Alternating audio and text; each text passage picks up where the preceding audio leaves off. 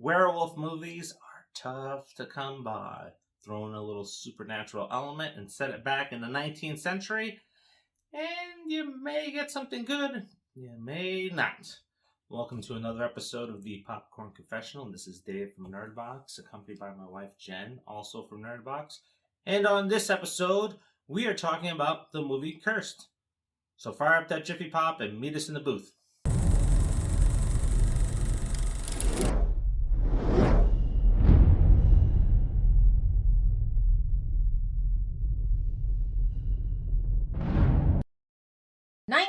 Century France, when Baron Seamus Laurent seizes land occupied by gypsies, a curse is unleashed on the children of the town, causing them to have nightmares, which lead to a wolf-like creature to begin preying on the townspeople until a retribution in blood is delivered.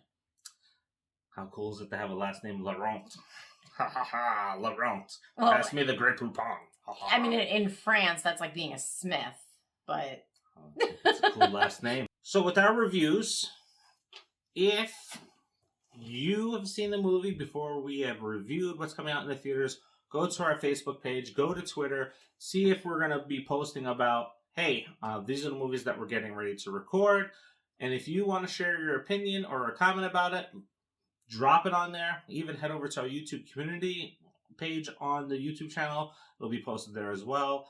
And we'll share your comments. Now, as I mentioned, this is a 19th century slow burn supernatural element werewolf monster-like movie. Because the werewolf looked like a cross between the creatures from Don't Be Afraid of the Dark and... a hairless cat. I will have to say, for these type of films... I can get into it for certain elements, having loved Universal movies and the atmosphere and the way all that stuff is done. So when I get to see a 19th century horror film based on maybe one of those type of characters, then I'm like, oh, you know, we're going to see something at least halfway decent or even spectacular. The Nun, for instance, not that great of a movie, but the cinematography, the art, the clothing was so beautiful. Mm-hmm. Here, it didn't really stand up for me. It was just like there. They didn't really take advantage of what they could have in this film, I think, when it came to the art and photography in this film. Mm-hmm. Now, you have the Baron. Yeah. Doing some dastardly things to gypsies. Of course, gypsies. Yeah, I mean, essentially, he's just a greedy asshole. Mm-hmm. That's what it comes down to. And his greediness came back to bite the children of the town. You know, I mean, karma's a bitch, right? What did you think of this one? Okay, so when he says it's a slow burn, he means nothing happens until the last 30 minutes of the movie. Well, things happen. They're just really things subtle. happen, but they're just like, like... And unlike what we've seen in other werewolf masterpieces, you don't always have to show the werewolf in the film. You can show, you know, little pieces here and there, like American Werewolf in London, because the payoff is going to be at the end. But during this film here, right, they didn't really ever see him that much. Well, that was part of the problem. I was like, what are we even afraid of right now? Yeah, a big white mass. Yeah, that's all you'd ever see. Yeah. Which is, I mean, generally, I could go out of my backyard and be afraid of a noise that I heard. You know, I wanted to see something. This movie made me very fidgety. My husband can attest to that. I was very fidgety. I was kind of like couldn't get myself comfortable. Then I was like leaning over. I was like, maybe I'll just take a nap. I just wasn't really into this film. It kind of plucks things from a lot of different films. Like you can see a little bit of Sleepy Hollow in this. Yeah. You can see a little bit of the Nun pulled into this. A little bit of the original Wolfman. So they pulled a lot of different elements in here.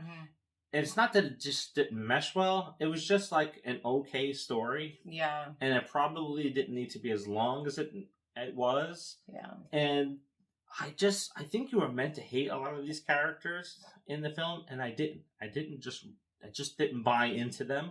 Yeah. Like, Laurent did not buy into it at all as being this ultimate evil jackass of a guy. You know, I just felt like he was a narcissist, really. That's what it came down to. Like, he just wanted everything for himself. It was all about him. But I don't know. Like, I didn't buy into really any of the characters. They just weren't convincing for what they needed to be. I was very disappointed because I like Kelly Riley, but she was, you know, one of the bigger names in the movie, honestly, but Eden Lake? yes, yeah. I mean, I absolutely love her in that movie, and you know, she's the one that they kind of call like the other Jessica Chastain because they do look very similar. I had higher hopes for her, but she kind of disappointed too. So yeah, it was all just kind of vanilla. I think. It yeah. was just, and I like vanilla with chocolate sprinkles on it. This was just really vanilla. This had no chocolate sprinkles or no nuts sprinkles. Or caramel or anything to like, because I'm not like I don't like vanilla ice cream. And if you want to go by the color vanilla, then we'll take it back to 50 Shades, and I'm not a vanilla person. I read those books, so I'm not a vanilla person. This didn't have anything extra. Yep. It was just there. Yeah, this movie is not going to change the landscape. It doesn't bring anything new to the landscape. It's just there. If it's on, maybe you'll watch it, but go watch The Other Cursed, directed by Wes Craven. Yeah. Now, what did you rate this one? Oh, this is one and done for me.